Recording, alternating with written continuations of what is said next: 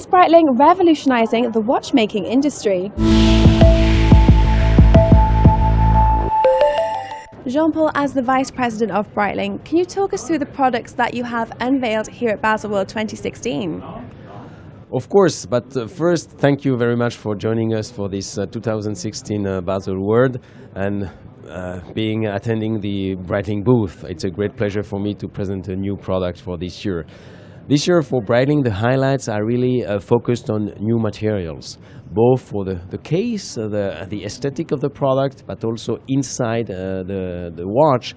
Regarding the performance of the movement, we are quite interesting things introduced using new materials. So the first product we are launching here is very special in terms of material used for the case of the watch. It's a material called Breitling because it's a Breitling material, very unique, exclusive, and unique in the sense that it's very, very light. We have here the Avenger Hurricane, which is quite a big watch, 50 millimeters in size, in diameter, but still very light. It's just 69 grams, which is very, very light for such a big watch. If you feel it, you can feel it. It doesn't feel like this, but it's very, very light. Yes, it feels almost weightless. It's very light. And even it's very light, it's the materials called Breitling is very resistant, scratch resistant, of course corrosion free. It's also very comfortable to wear because it's very warm if you feel it. It's not like steel, which is cold. This material is very, very, very warm and comfortable to wear. And as well, it has a kind of marble shade here, which makes the material as well very, very aesthetically pleasing. And this year, Breitling has taken a step further also with the Breitling for Bentley. So can you talk to us a little bit about that, please? Yeah, that's also something very important, very interesting in terms of material, because for the first time, Breitling is using carbon fiber for the case of the Breitling for Bentley B04S GMT carbon body. And you can see here also it's carbon, including the buckle is in carbon, and it's not forged carbon, it's machine carbon. So you can see here very, very slight details in terms of aesthetic, makes the very nice looking case. And not only the case, but also the pushers, the crown, as well as of course the dial are in carbon fiber. Absolutely, so you're definitely innovating with new materials here. So is that what 2016 is about for Breitling at the moment?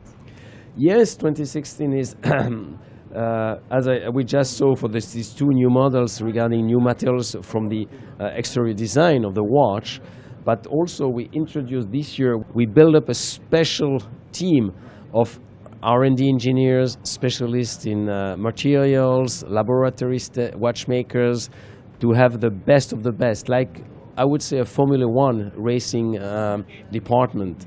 And they developed, it took us 2 years, to improve the functionality of the product using silicium, a new design of the escapement, and to improve the functioning of our in-house movement.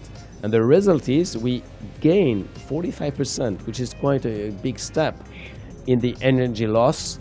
That means we have been able to increase the power reserve from 70 to 100 hours for our mechanical chronograph movements. And this new movement is presented for the first time here in a 100 limited edition series called Super Ocean Heritage Chronoworks, like the department we developed that. And that's the first for us. And of course, we made the exterior also some special because we are using also ceramic for the case. So following on from this design, what does sailing and aviation mean to Breitling, and how do you incorporate it with your designs? I think aviation is, of course, Breitling was founded in 1884 and nobody was flying in 1884. But as soon as the aviation started with the Wright brothers in 1903, they started close collaboration between aviation and Breitling, and especially in the 30s, where Breitling was appointed as the official supplier for the Royal Air Force for onboard cockpit clocks as well as wrist chronograph for their pilots. So you see, aviation and Breitling, that's not just a brand new idea of a just higher marketing guide. It's really a long story between Breitling and aviation. And these pilots, we also have many pilots within Breitling. Myself, I'm a pilot. It's part, we're not talking about aviation. It's really, we are really an active player in that field. And that helps a lot for us to develop new products, because when you are flying, you need high functionality, good legibility, because sometimes you are in a tough environment, you have to do a lot of things, and this is really guiding us in the development of new product. So the chronograph remains a very classic aesthetic piece of the Breitling watches, but are you at any point going to incorporate that with smartwatches and kind of develop away from the Swiss watchmaking industry? That's for sure. For Breitling, it was always, for us, innovation and tradition is not a paradox. On the other side, it's much more, innovation is Breitling tradition, because we always innovated, especially in terms of stopwatches, chronograph. Breitling was the one who invented in 1915, the invented pushes to facilitate the use of chronographs. Then in 1952, we had the slide rules for flight calculation. It was called computer on the wrist. Then in 1995, we had even a transmitter. Nobody was talking about smart watches, but we were already sending signal to satellite with a distress transmitter. And with that Breitling emergency, we found more than 20 people.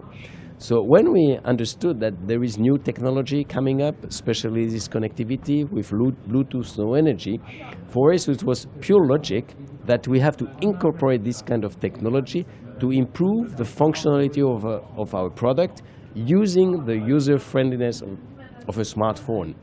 So we took a little bit the other way around. It's not a smartwatch in a sense, it's a weaker terminal of your phone on the wrist. But on the other side, the smartphone is used on the service to the watch to improve its functionality. So we are taking the two instruments for what they do best. The watch is small, not so user-friendly, but it's on the wrist, always at hand. The smartphone is user-friendly, sometimes in a pocket. But taking the two, the advantages of the two, sometimes 1 + 1 = 3. And that's what we try to do. And Jean-Paul, as a pilot yourself, you're definitely a target audience for Breitling. So what is your favorite watch? Do you have a favorite collection? Of course, but my favorite one will be the next one I will test. But I would say, if I had to take just one in an island, I would take the Navitimer 52 Black Dial Index. And why so? I think it's a real Breitling watch. It has everything what is Breitling. First, it's a mechanical chronograph. It was designed for pilots. In 1952, this slide rule for flight calculation was advanced technology. And also it gives you a good idea of consistency and the long-term strategy of Breitling. Because that's the oldest mechanical chronograph which is produced uninterrupted, same design, since 1952. Amazing. So what is next for Breitling? You will have to be a little bit patient. At Breitling, we do a little bit what we are doing, but everything we are saying, we are claiming, we are really doing it. So we never talked about before the product is released. So the next product, new models, you have to be a little patient, but for sure you will not be disappointed. Fantastic. Well, Jean-Paul, thank you so much for speaking with us today. Thank you to you for joining us. Thank you.